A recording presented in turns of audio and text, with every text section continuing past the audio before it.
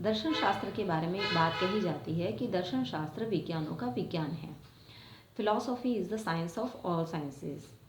तो जब दर्शन शास्त्र विज्ञानों का विज्ञान है तो नीति शास्त्र भी विज्ञान है, क्योंकि यह दर्शन शास्त्र की एक शाखा है। तो नीति शास्त्र विज्ञान किस प्रकार है? कैसे हम कह सकते हैं कि नीति शास्त्री जो है वह एक वैज्ञानिक की तरह काम करता है? एक विज्ञान में हम ये देखते हैं कि वैज्ञानिक अध्ययन जब कोई व्यक्ति करता है तो उसके अध्ययन की जो तकनीक होती है उसके अंदर निष्पक्षता होती है, वस्तुनिष्ठता होती है और तार्किक दृष्टिकोण से वह अध्ययन करता है। नीति शास्त्री का भी काम जो है वह इसी प्रकार से होता है।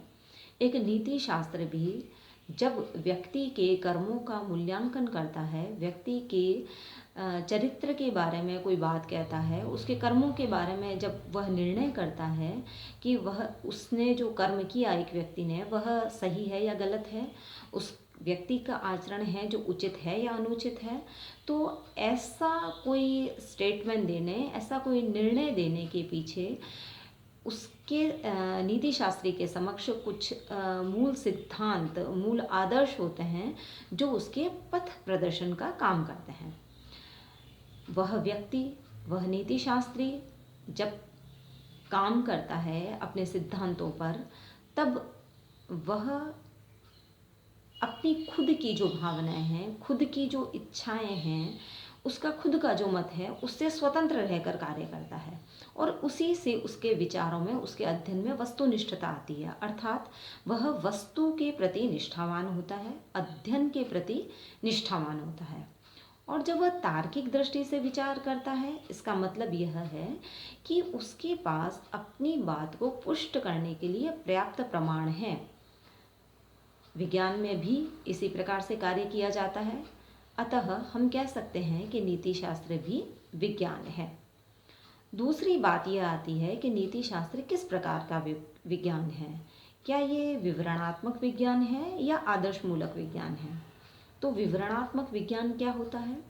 विवरणात्मक विज्ञान का अर्थ है कि जो वस्तु जैसी है उसका वैसा की वैसा विवरण कर देना, डिस्क्रिप्शन कर देना, और उस विवरण और डिस्क्रिप्शन से, स्पष्टीकरण से जिस चीज़ का वर्णन या विवरण दिया गया है, स्पष्टीकरण किया गया है, उसमें कोई अंतर नहीं आता।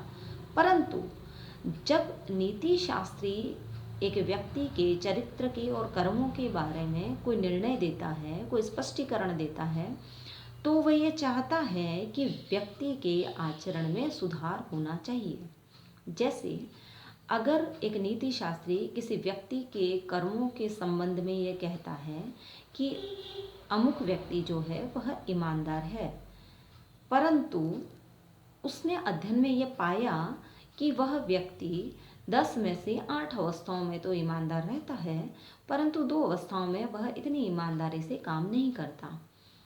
अतः उस नीति शास्त्री का उद्देश्य यह रहेगा कि जिस व्यक्ति का उसने अध्ययन किया है, उसकी क्रियाओं और कर्मों का मूल्यांकन किया है, उसके आचरण में 100% सुधार आए, वह ईमानदारी के कॉन्सेप्ट के अंदर पूरा की पूरा ढले, उसके आचरण में उस आदर्श के अनुरूप सारी बातें आए। इसलिए हम नीति शास्त्र को एक आदर्श मूलक विज्ञान भी कहते हैं, क्योंकि एक उसका लक्ष्य है, उसका एक गंतव्य है, उसका एक आदर्श है जहाँ वह पहुँचना चाहता है। फिर नीति शास्त्र जो लागू होता है वह सामान्य मनुष्यों पे लागू होता है, सामाजिक जीवन व्यतीत करने वाले व्यक्तियों पर लागू होता है। अगर कोई व्यक्ति सामाजिक जीवन व्यतीत नहीं कर रहा है, जंगल में है, तो उसके ऊपर नीति शास्त्र लागू नहीं होता है। नीति शास्त्र असामान्य व्यक्तियों, पशुओं, बच्चों, उन पर भी लागू नहीं होता है, क्योंकि वह नैतिकता के उस दायरे के अंदर नहीं आते।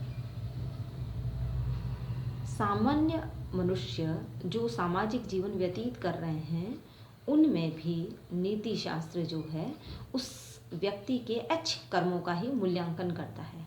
अगर व्यक्ति से कोई कर्म अनजाने में हो जाता है, अनैच्छिक रूप से हो जाता है, तो उस संदर्भ में व्यक्ति की क्रियाओं का मूल्यांकन नहीं करता है।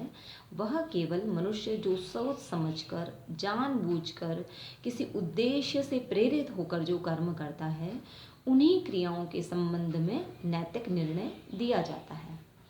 तो अब नीति शास्त्र की हम परिभाषा मोटे मोटे रूप में देना चाहें तो हम इस प्रकार कह सकते हैं कि नीति शास्त्र एक आदर्श मूलक या मानकीय विज्ञान है जो समाज में रहने वाले सामान्य मनुष्यों के ऐच्छिक कर्मों का मूल्यांकन करता है, और इस मूल्यांकन के पीछे उसका पथ प्रदर्शन करने के लिए कुछ समाज द्वारा स्थापित मान्य सिद्धांत और आदर्श होते हैं।